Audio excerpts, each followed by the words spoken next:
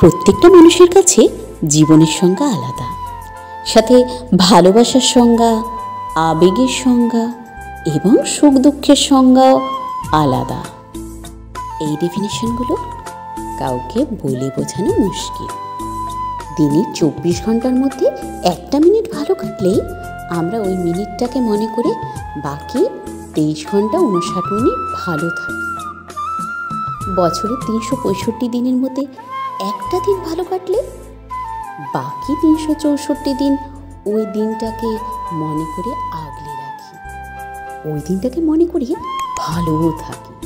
আমি ক্লান্ত হয়েছি, একবার, দুইবার, বহুবার, বারবার ক্লান্ত হয়েছি, কিন্তু ভেঙে পড়িনি। দূরত্ব বাড়িয়েছি, সময় নিয়েছি, আবার উঠে দাঁড়িয়েছি। আমায় ভালো রাখার দায়িত্ব আমার। অতঃপরে আবার সুখের খোঁজ করেছি।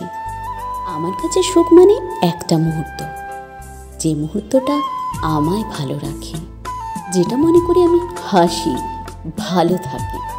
সেটা হোক 1 দিন, 1 মাস, 1 বছর কিংবা 1 শতাব্দী।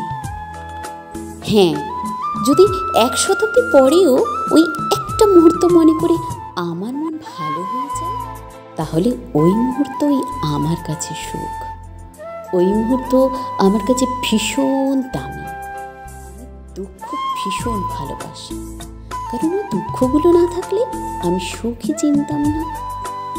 যে দুঃখগুলো আমার সুখ চিনিয়েছে, সেই দুঃখগুলো ভীষণ দামি, ভীষণ প্রিয়।